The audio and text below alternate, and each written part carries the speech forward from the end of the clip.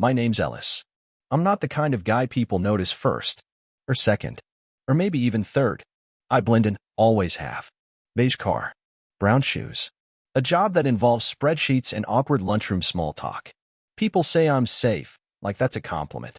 But let me tell you something about being safe. It doesn't protect you from being shattered. It all started last Friday night at the Civic Center downtown. That place with the faded red curtains and an event calendar full of retirement parties and Zumba fundraisers. My wife, Laurel, was on the committee for a local arts gala. She'd been buzzing about it for weeks, picking her dress, rehearsing speeches, sending emails at midnight with way too many exclamation marks. I thought it was cute. I thought she was just excited. Now I think it was something else entirely. I parked in the back because the main lot was full. I'd run late, tie wrinkled, shoes dusty, the usual.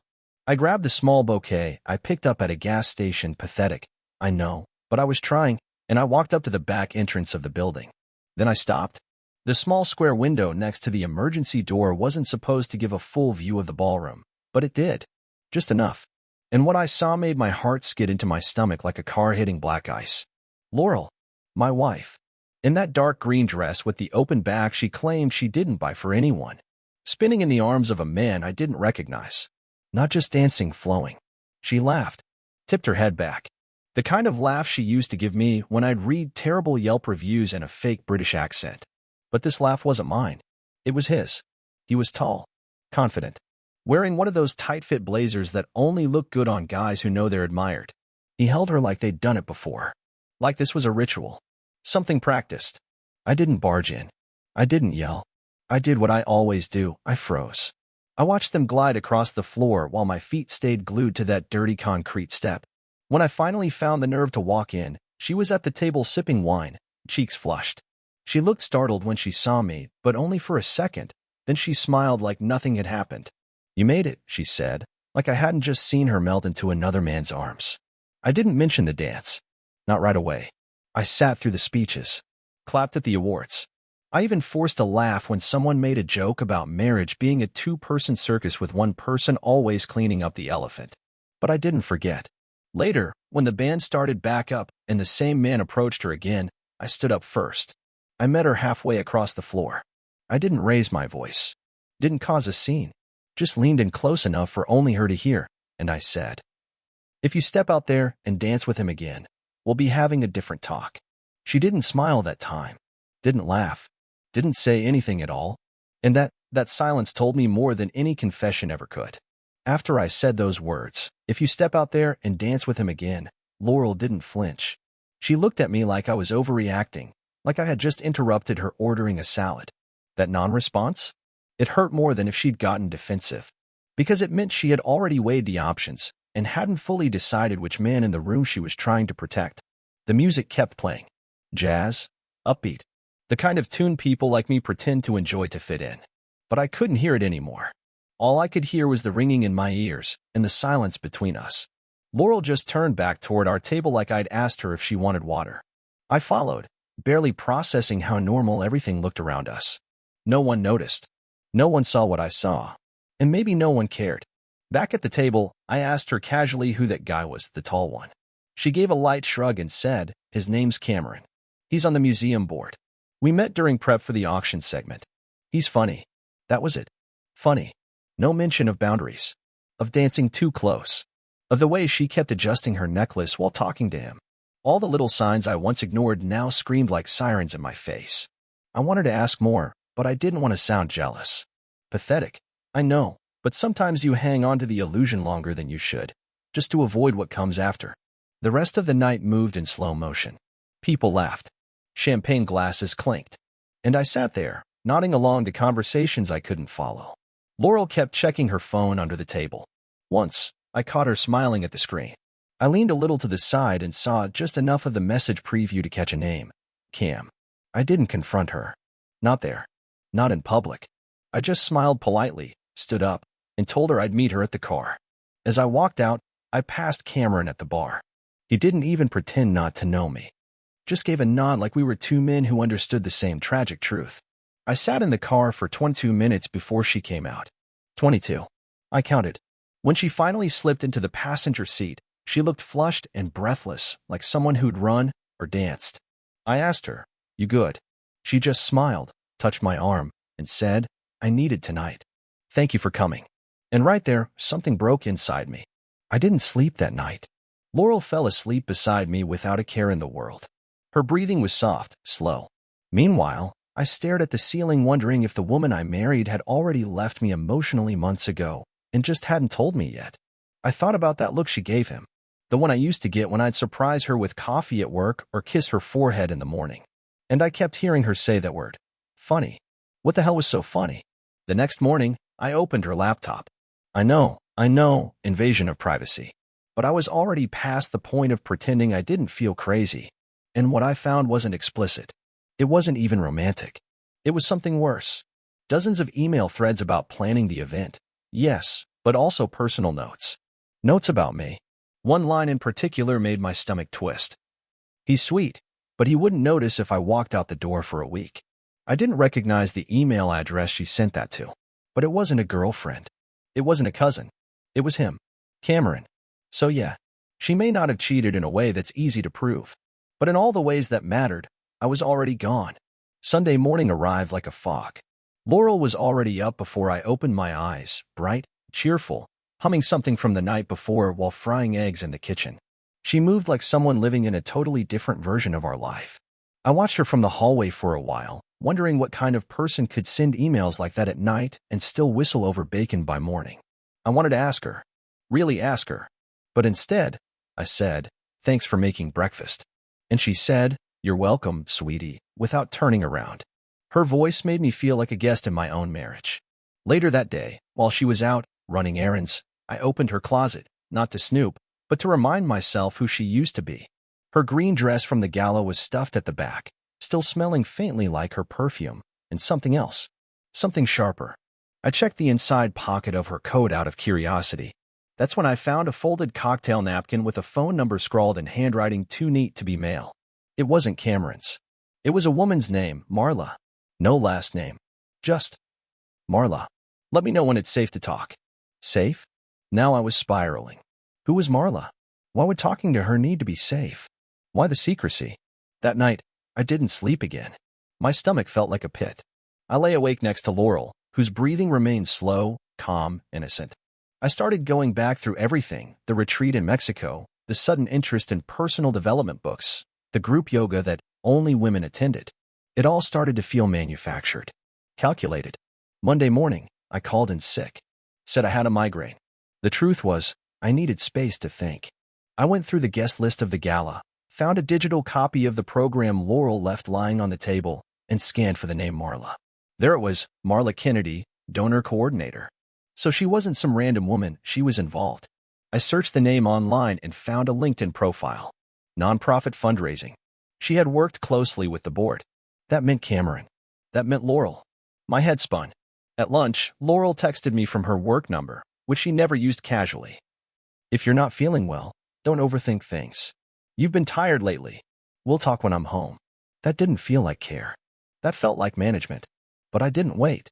I messaged Marla on Facebook. I kept it simple. "Hi Marla, I believe you met my wife Laurel through the arts gala. I found your name and number. I'm not accusing anyone of anything, but if there's something I should know, I'm listening." I didn't expect a response, but I got one that same evening. Just 3 lines. "Ellis, I've been waiting for this. Meet me tomorrow morning. I'll explain everything. Alone. No emojis. No details. Just an address near an old office park across town." The way she phrased it, "I've been waiting," made my heart hammer. I had no idea what was coming, but I knew one thing for sure. Whatever this was, it was bigger than dancing. I didn't tell Laurel I was meeting Marla. I didn't even mention the message. That night, I sat across from her at dinner, grilled chicken and quinoa, because she was now suddenly health conscious, and I nodded along as she told me about a new exhibit coming to the museum. She spoke fast, a little too fast, like she was trying to fill the room with words so I wouldn't speak mine. And I let her. Because the truth was, I didn't want to fight anymore. I just wanted the truth. Quiet, undistorted, unfiltered. The next morning, I arrived 15 minutes early at the address Marla had sent. A plain office building with cracked pavement and a blinking, open sign in the window of a coffee shop on the corner. She was already inside, sitting in the back, wearing a blazer over a t-shirt that said, "Ask better questions." I wasn't sure if that was ironic or just cruel. When I sat down, she didn't greet me like a stranger. She didn't even ask if I wanted coffee. She just looked at me with this exhausted kind of pity and said, "You really don't know, do you?" I didn't say anything, just stared back, heart in my throat. Then she dropped the bomb. Laurel and Cameron have been involved since January. It started at a planning retreat for the gala. They got paired up on some vision board activity, and, well, I guess one thing led to another. I blinked. Involved was such a soft word for what I felt crashing around inside my skull. They're not just having some affair, she added. They're planning something. She's been talking to legal advisors about splitting assets. She's already moved money into a separate account under a trust with her sister's name. I couldn't breathe. I felt like the air had been sucked out of the room. "Why are you telling me this?" I finally asked. Marla leaned back, arms crossed. "Because she used me to get to Cameron. I thought I was helping her build a future for herself. I didn't realize she was trying to erase someone else's. You didn't deserve this." I sat there for a while, letting the words settle into the cracks of my denial. Pieces started to click. Laurel's sudden obsession with protecting her independence, the new credit card I never saw, the fake receipts for home office expenses. She wasn't preparing for freedom. She was preparing for escape. Marla gave me a folder. Inside were printed emails, photos. One of them showed Laurel and Cameron walking together on the beach. It was time-stamped just 3 weeks after she returned from Mexico. She hadn't gone there alone. The retreat was a lie. By the time I left the coffee shop, I felt like someone had cracked open my ribs and poured cold water straight onto my heart. But oddly, I didn't feel angry. I felt empty, like my identity had been scraped clean. I didn't confront Laurel that night. I couldn't. She was sitting in bed watching some nature documentary, laughing at a goat falling off a rock. I watched her for a long time, wondering how someone could build a secret life and still laugh like that. And then she looked at me and said, "Everything okay?" I nodded. "Yeah, just tired." She reached for my hand. The same hand she must have held just hours after kissing someone else. And I let her. Not because I believed her anymore, but because I needed one more night to mourn the version of her I thought was real. I didn't go to work the next day. I didn't shave. I barely moved. I just sat at the kitchen table, staring at the unopened folder Marla had given me, as if opening it again would confirm that the last 7 years of my life had been some kind of cruel, intricate performance. Laurel kissed me on the forehead before leaving, told me to rest and drink tea, then vanished out the door with the same lightness she used to have when we were first dating. I waited until I was sure she was gone. Then I opened the folder again, but this time, I studied every page. There was a detailed timeline, messages exchanged through Telegram and Signal, both apps she never had on her main phone.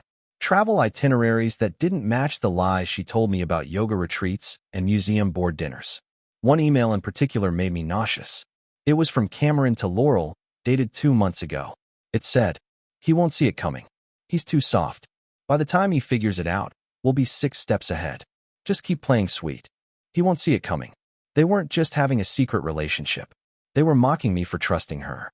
They weren't scared of getting caught. They were banking on me never believing it. Because I was the quiet one, the soft one, the guy who always forgave quickly, who folded in arguments, who said, "It's okay," more times than I ever should have. And they'd weaponized that. I walked into our bedroom and sat on the edge of the bed. Her perfume lingered in the air. The pillow on her side still had the faint outline of her hair. I stared at our wedding photo on the dresser, both of us laughing, eyes locked, her hand gripping mine so tight it looked like she'd never let go. But she had. A long time ago, that evening, I cooked dinner, something I hadn't done in weeks. She seemed surprised when she walked in and saw the table set. I told her I just wanted us to have a quiet night in. She smiled, kissed my cheek, and said, "That's so thoughtful. I love this side of you." This side of me? Which side, the gullible fool or the one slowly stitching his heart back together with shaking hands? We ate.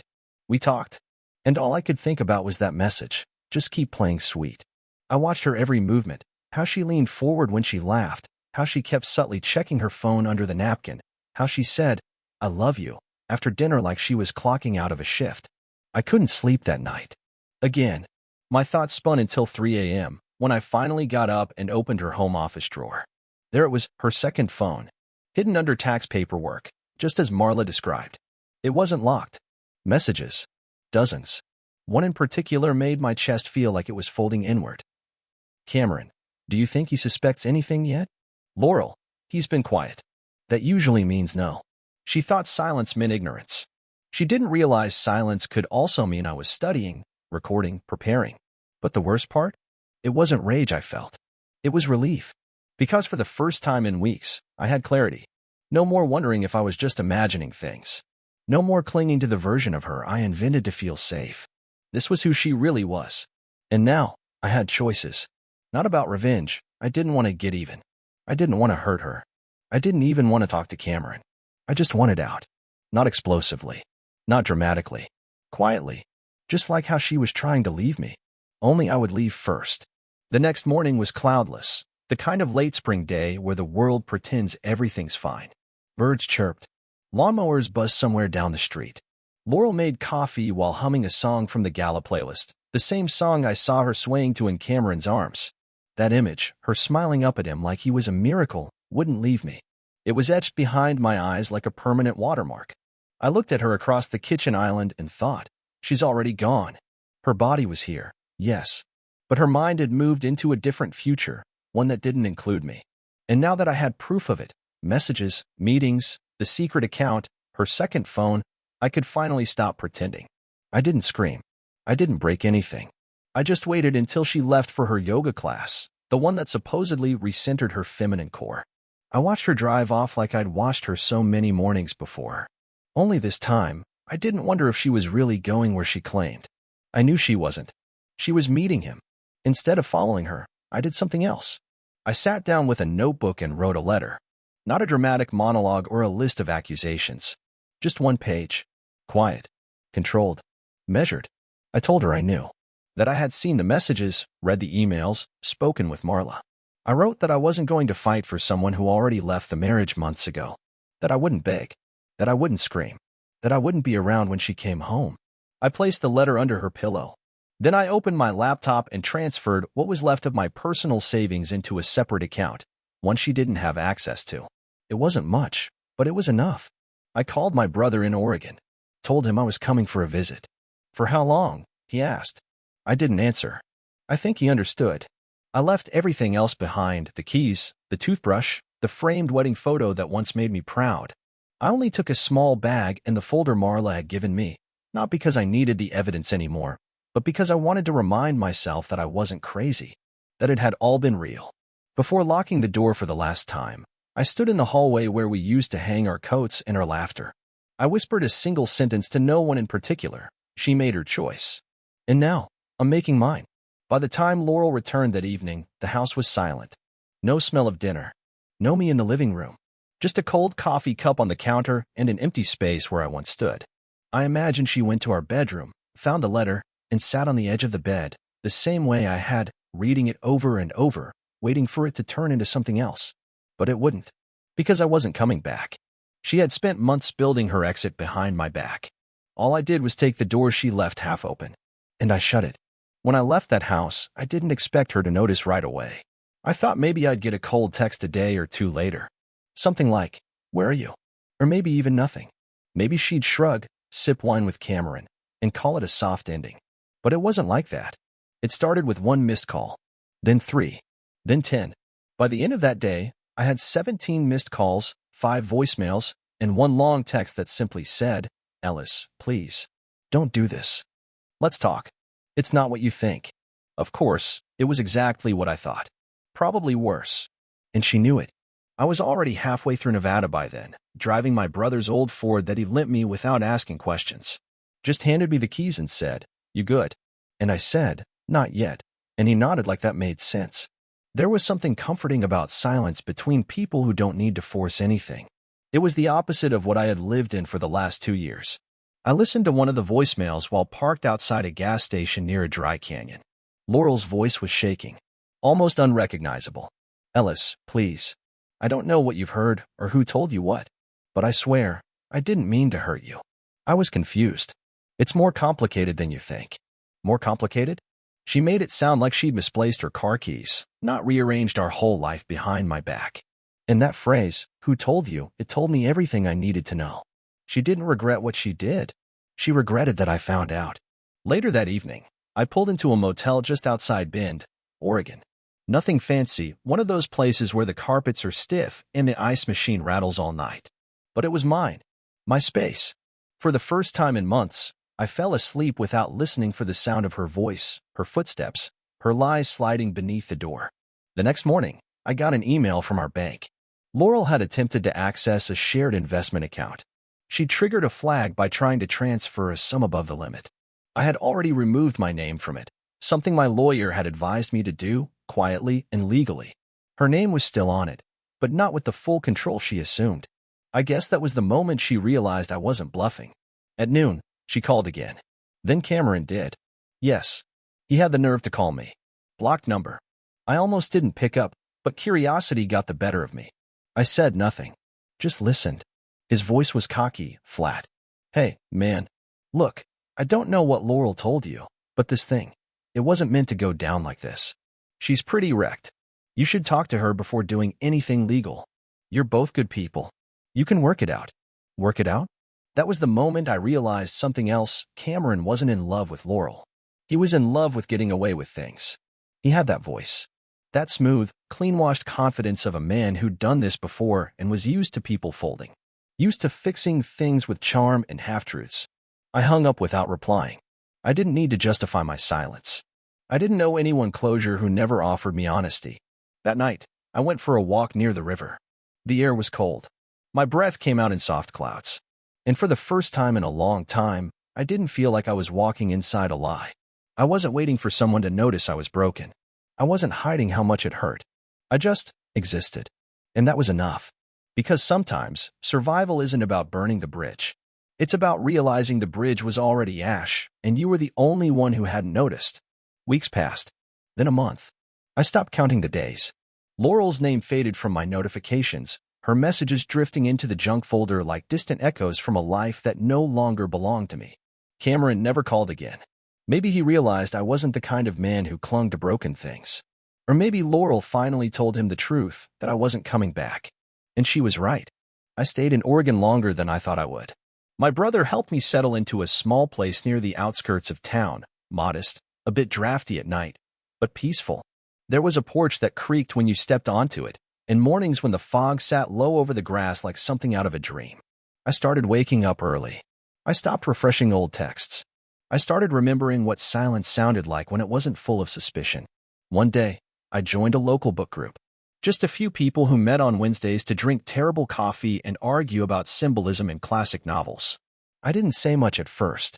Just listened. Absorbed. But the act of being around people who didn't know my story, who didn't look at me like I was someone's broken husband, it was healing in a way I hadn't expected. And then I met Nora. She wasn't loud. She didn't wear attention like a badge. She just sat beside me one week and asked what I thought about the book we were reading. I mumbled something awkward, probably sounded ridiculous, but she smiled anyway. Not a performative smile. Not a watch me be perfect kind of smile. A real one. Over the next few weeks, we talked more. About books. About work. About the weird feeling of restarting your life in your 30s like you're assembling furniture without instructions. She never pried. Never asked about Laurel. She just let me show up as I was. And I did. One evening, we stayed after everyone else left. We were sitting outside on the library steps, the air warm but breezy. She looked at me and said, "You have a way of listening like you're still deciding whether the world deserves your trust." I laughed. It wasn't bitter. It was honest. That's because I used to give it away too easily. She nodded. And now, I paused. Now I give it to people who don't ask for it. They just earn it. That night, I didn't look back. Not once. Not at the past. Not at Laurel's letters that kept piling up in my old email. Not at the future I once imagined with someone who didn't even want to dance with me anymore. I looked forward into something new. I wasn't fully healed, but I was healing.